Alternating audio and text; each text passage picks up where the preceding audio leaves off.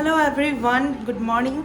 কেমন আছো তোমরা সবাই? আমি খুব ভালো আছি, সাথে আমার গুরুও খুব ভালো আছে। And welcome back to our channel দীপুর পাঁচালী। আজকে থার্ড ডে, গণপতির তৃতীয় দিন।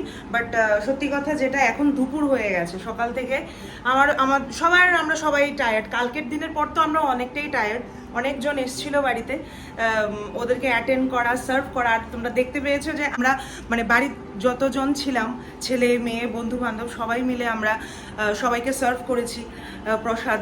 তো সেজন্য সবাই টায়ার্ড, কিন্তু করে সবার মানে ইচ্ছে ছিল যে না, আমাদের বাড়ির পুজো আমরা সবাই মিলে সার্ভ করবো। জাস্ট এটার জন্যই আমরা সবাই মিলে করেছি। বাট করার পর তো টায়ার্ড হয়ে গেছি না, তো সবাই রাতে খাওয়া দাওয়া করে ঘুমিয়ে পড়লাম।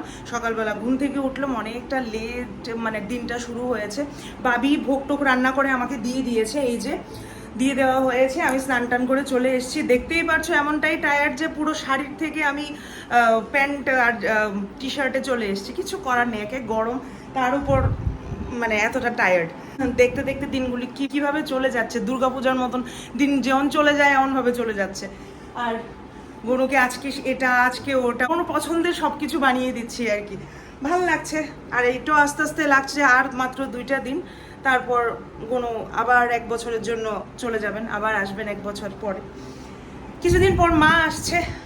আর আমাদের ফ্ল্যাটে একটা নতুন সামথিং কিছু একটা হতে চলেছে, তো এই মানে খুব ভালো একটা নিউজ। তো সেটা তোমাদেরকে বলবো খুব আস্তে, কি মানে খুব আস্তে মানে আস্তে ধীরে বলবো আর কি, মানে বলবো কিছুদিন পর বলবো। সব কিছু কনফার্ম হোক, অবভিয়াসলি তোমাদের কাছে শেয়ার করব, তোমাদের কাছে জানাবো। খুব একটা খুশির খবর আছে। শোনার পর থেকে আমার মাথায় সেটাই ঘুরছে। গণপতি আমার একটা মনের ইচ্ছা মেবি এবারই পূরণ করে দিল। যদি হয়, যদি ওই জিনিসটা হয়, আমি তোমাদেরকে বলবো কি হয়েছে, ঠিক আছে? তো এখন আমি দেখিয়ে দিই কি ভোগ হয়েছে আজকের দুপুরবেলা গণপতির জন্য। প্রথমেই আমার গণপতিকে দর্শন করে নাও তোমরা।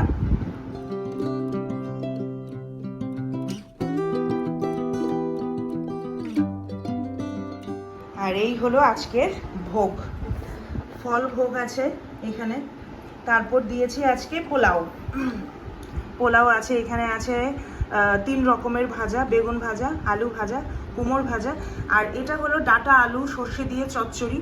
এটা সয়াবিনের তরকারি, জল। তারপরে আছে মিষ্টি। এই হলো আজকের ভোগ।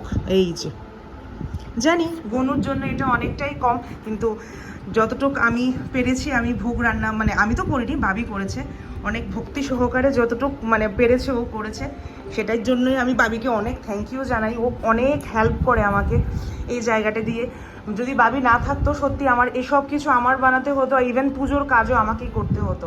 তো করতাম যখন ও অ্যাভেলেবেল ছিল না। বাট ইন ফিউচার যদি কোনো দিন অ্যাভেলেবেল না থাকে, নাই থাকতে পারে, কারণ ও এখন থাকে না এখানে, কলকাতা থাকে। আশা করি প্রত্যেক বছর যেন আমি ওকে আমার সাথে পাই আমার গণেশ পুজোয়। তো যাই হোক, পরেরটা পরে দেখা যাবে। যদি না থাকে আমি ম্যানেজ করবো, আর ও যদি থাকে তাহলে তো মানে আর বলেই লাভ নেই, ওই সবসময় ম্যানেজ করে দেয় আমাকে। তো চলো এখন আমি পুজোয় বসবো। কালকে তোমাদেরকে আরতি দেখিয়েছি, কেমন লাগলো জানিও তোমরা আমাকে। আর আজকে আর আরতিটা তোমাদেরকে দেখাচ্ছি না। আজকে রাতের বেলা অন্য একটা প্ল্যান আছে, সেটার জন্য কিছু সময় মানে আমি রেখে দিচ্ছি, সেটাও তো তোমাদেরকে দেখাতে হবে। তো এখন করছি আরতি, আরতির পর আমি পাঁচালি পড়বো, পাঁচালি পরে পুজো শেষ করব। দেখা হচ্ছে বিকালবেলা সোজা, ঠিক আছে? চলো। Hello, good evening, good evening, good evening তো বটেই, কিন্তু রাত বাজে এখন 10:30, 10:30টার বেশি হবে। রেডি হয়েছি, এই যে ব্যাকগ্রাউন্ড ইগনোর করো, কারণ পূজার ঘর, আমার ঘরটা পুরো ঠাকুর ঘর বানিয়ে দিয়েছি আমি। তো যত কাপড় জামাপত্র আছে সব এই বাবির খাটটায় জমা হচ্ছে, তো ব্যাকগ্রাউন্ড ইগনোর করো, ঠিক আছে? এই যে আমি শাড়ি পরলাম,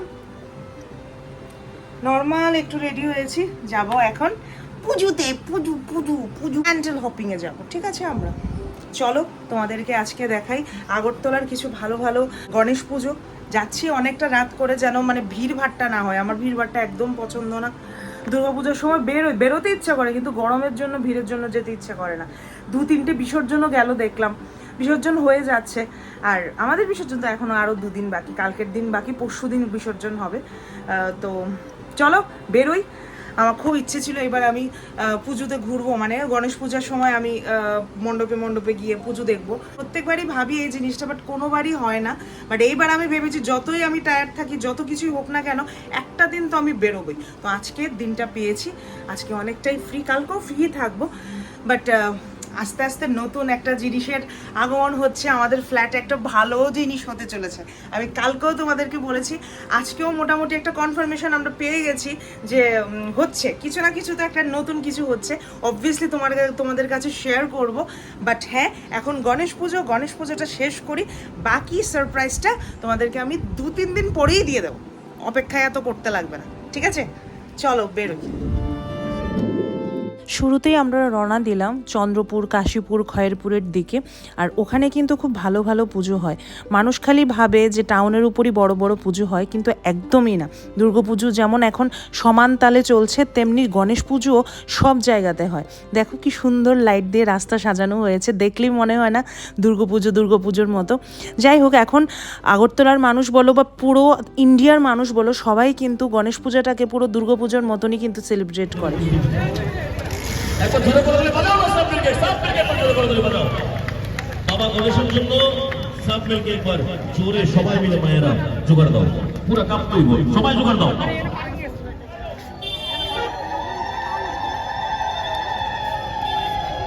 সাংস্কৃতিক অনুষ্ঠান এখন সব জায়গাতেই হয়, যে কোনো পুজো বলো, যে কোনো মন্দির বলো, এখানে সাংস্কৃতিক অনুষ্ঠান হওয়া একদম স্বাভাবিক। এখানে জোকারের কম্পিটিশন, তারপর মিউজিক্যাল চেয়ার, এসবও হচ্ছিল।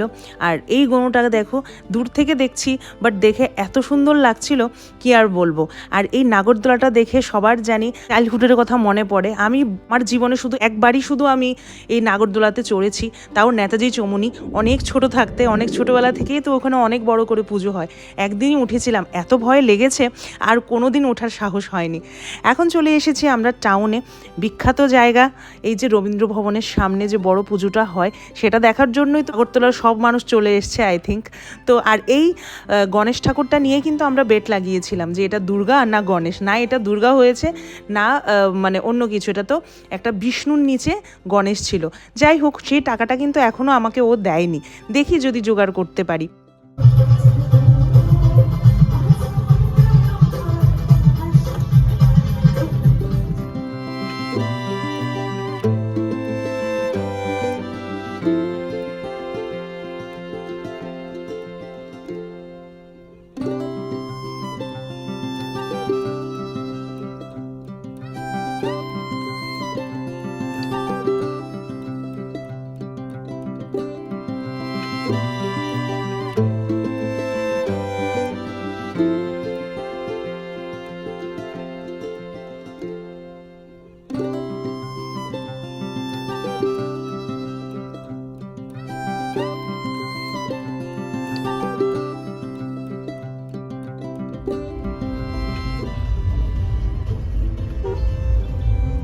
এখন আমরা চলে এসেছি ওরিয়েন্ট চমুনি একদন্ত ক্লাবের এখানে। আর এই গণেশটা না আমার সব থেকে বেশি কিউট লেগেছে। কোনো গণেশের মাথায় চুল দেওয়া হয়নি, এই গণেশটার মাথায় ছোট্ট একটু কুচুমুচু করে চুল দেওয়া, খুব সুন্দর লাগছিল দেখতে। আর এরই সামনে আরেকটা প্যান্ডেল ছিল, নামটা আমার ঠিক জানা নেই। আর এখানে অর্কেস্ট্রা বসেছিল। এখন তো মানুষ যে কোনো জিনিস সুন্দরভাবে সেলিব্রেট করতে মানে তৎপর। কিভাবে ওরা মানে অর্কেস্ট্রা দিয়ে, গান দিয়ে, সাংস্কৃতিক বা মানে অনুষ্ঠান করে শুধু দিনগুলিকে এনজয় করবে। এই প্যান্ডেলটাতে আর যাওয়া হয়নি, কারণ এখানে প্রচণ্ড ভিড় ছিল। আর গণেশ পূজা শুরু হওয়ার আগেই মূর্তি যখন এনেছে, তখনই একদিন রাত্রেবেলা এসে মূর্তিটা দেখে গিয়েছিলাম, তাই আর এত ভিড়ের মধ্যে নামা হয়নি। এখন এসে পড়েছি হাঁপানিয়া, যেটা একদম মানে পুরো আগরতলা জুড়ে সবার মুখে মুখে যে 10 ফিট 11 ফিটের মূর্তি হয়েছে, খুব সুন্দর মূর্তি। এই যে হাঁপানিয়ার সেই মূর্তিটাই দেখতে এলাম। সুন্দর হয়েছে, খুবই সুন্দর হয়েছে। আমার তো গণেশকে যে কোনো রূপে দেখলেই মানে আমার মনে হয় যে খুবই সুন্দর।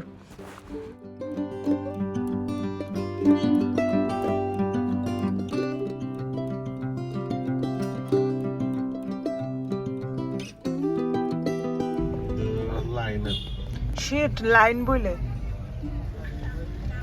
লাইনে ঢুকতাম না, লিগে কালকায়া দেখলাম ভালোই হইব, লিখিস তো লাইন শো দেখাচ্ছি নাকি মূর্তি তো এই জায়গা তো শোই দেখাচ্ছে ভিতরে সামনে। নেতাজি চৌমুহনী গাঙ্গাইল রোডের মূর্তিটার দেখা হয়নি, গণেশ পূজা তাও আবার লাইন দিয়ে। তো ভাবো এখন গণেশ পূজা কোন লেভেলে চলে গেছে। এখন এসেছি রামনগর 3 নম্বরের পুজোটা, একদম সিম্পল, খুব সুন্দর করে ওরা পুজো করে, যেমন দুর্গা পূজা এমন সিম্পলভাবে করে, গণেশ মূর্তিটাও খুব সিম্পল সুন্দর হয়েছে।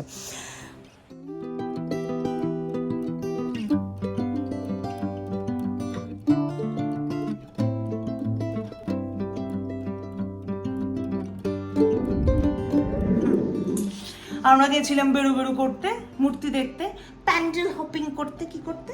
প্যান্ডেল হপিং। হ্যাঁ, প্যান্ডেল চারটে হপিং পাঁচটা প্যান্ডেল হপিং করেছি, আধাতেই হপ করিনি, গাড়ি থেকেই জাস্ট দেখে নমস্কার করে দিয়েছি। ভিডিওতে দেখতেই পারবে কয়েকটা শুধু ঘুরেছি। আজকের তৃতীয় দিন আমাদের শেষ, আর অনেক প্যান্ডেলে মূর্তি নেই, বিসর্জন দিয়ে ফেলেছে। আমাদের বাড়ির সামনে রাখবে না, 3 দিনের শেষ। আমাদের পুজো তো আরো 2 দিন আছে, কালকে আছে, পরশুদিন গিয়ে তারপর গনু এসছে, গনু। চলে যাবে গনু আর 2 দিনে। তো চলো আজকের ব্লগটা এখানেই শেষ করছি। আজকের ব্লগটা একদম ছোট হয়েছে, আমি জানি ছোটই করেছি। আজকে অনেকটা টায়ার্ড আমরা, মানে আজকে রেস্টিং ডে, কালকে অবধি টায়ার্ড ছিলাম, আজকে রেস্টিং ডে। তো আজকে একদম সম্পূর্ণ সবকিছু চিল করে আমরা করেছি। কালকের থেকে আবার হবে একদম, আবার বিসর্জন অবধি। বিসর্জনে আবার একটা ধামাচাপা হবে, হওয়ার পরে আবার আসতে। কিন্তু নেক্সট আমাদের বাড়িতে কি হচ্ছে ভাবি এখন বল।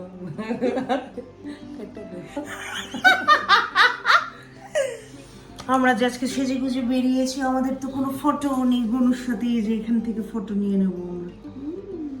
তোমার প্যান্ডেল হপিং কেমন ছিল? আমার কোনো প্যান্ডেল হপিং ছিল না, একটাই শুধু প্যান্ডেল আমরা হপ করেছি, বাকি সব প্যান্ডেল গাড়ি থেকে দর্শন হয়েছে। কেমন? এখন খুব ঘুম পেয়েছে, কালকে অফিস আছে। Good bye, tata. চলো ব্লগটা এখানেই শেষ করছি, দেখা হচ্ছে আমার কালকের ব্লগে। Till then tata, bye bye, good night. Ganpati Bappa কোরা মঙ্গল মূর্তি মোরিয়া। চলো কালকের দিনটা আবার শুরু হবে। আমি তো মানে লিটারালি ভালো লাগছে আমার নেক্সট কিছুদিনের কথা ভেবেই আমার জানি আরো ভালো লাগছে। আমি বলবো তোমাদের, খুব একটা আমার মনের ইচ্ছা পূরণের মতন একটা জিনিস হয়েছে। গণেশ থাকতে থাকতে গণেশ আমার মানে মনের কথাটা এত তাড়াতাড়ি বুঝে নিয়েছে, মানে অ্যাকসেপ্ট করেছে, সেটা ভাবলেই মানে আমার কেমন জানি লাগে। দেখা হচ্ছে নেক্সট ব্লগে। Till then tata, bye bye, good night. ঘুমাও তোমরা সবাই, ভালো থেকো তোমরা সবাই। চলো টাটা।